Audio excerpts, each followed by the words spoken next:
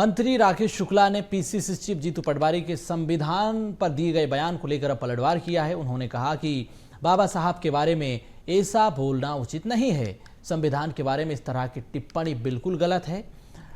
मंत्री राकेश शुक्ला ने जीतू पटवारी पर एकाएक कई वार किए हैं। उन्होंने कहा है कि लगातार देखने को मिल रहा है कि जीतू पटवारी जो कि एक मुखिया भी हैं, एक छोटी सी लाल किताब लेकर मंच पर खड़े हो जाते हैं। संविधान का क्या सम्मान करेंगे? सभी ने देखा कि संविधान का सम्मान हमेशा किसने किया है? कांग्रेस ने संविधान के साथ 90 बार छेड़छाड़ की है। बारे में ऐसा बोलना और संविधान के बारे में ये टिप्पणी करना, और लगातार मैं आप लोगों के बीच में कहना चाहता हूं कि लगातार मंच के माध्यम से एक ऐसी छोटी सी किताब लेकर जो उनके मुखिया घूमते रहते हैं, संविधान का क्या सम्मान करेंगे?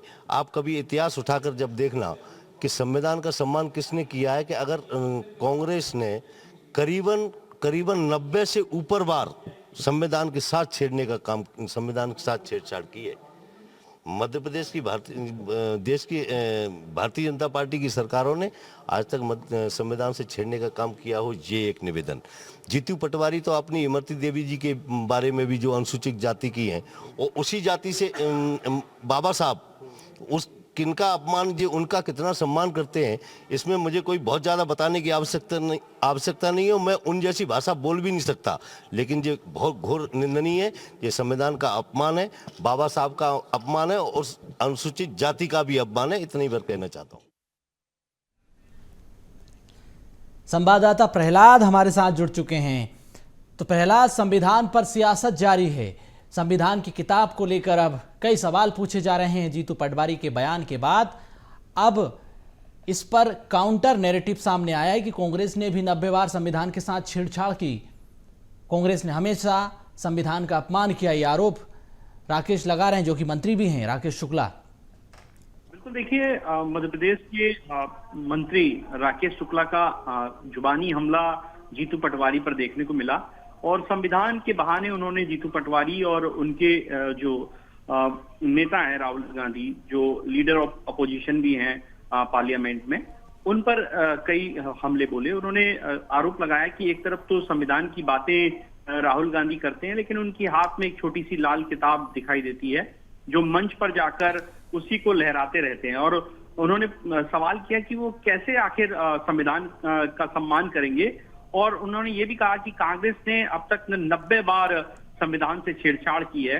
उन्होंने जीतू पटवारी के एक पुराने बयान को सामने लाकर कहा, जिसमें उन्होंने इमरती देवी के बारे में कोई टिप्पणी की थी, उसे उन्होंने अनुसूचित जाति की महिला के अस्मिता से जोड़कर देखते हुए कहा कि जो इमरती देवी जैसी अनुसूचित जाति से आने वाली महिला नेत्री का सम्मान नहीं कर सकते, वो बाबा साहब का कितना सम्मान करते होंगे।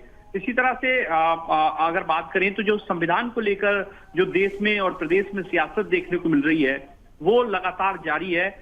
जीतू पटवारी संविधान की तुलना चिड़िया से करते हैं, तो इस पर ही ये बहस थी, और उन्होंने काउंटर करके जीतू पटवारी को एक के बाद एक निशाने पर लिया है। जी बिल्कुल, लेकिन आप ध्यान दीजिए तो बीते लोकसभा चुनाव में भी आपने देखा कि किस तरह से संविधान एक चुनावी मुद्दा बना। कांग्रेस ने इसको मुद्दा बनाया।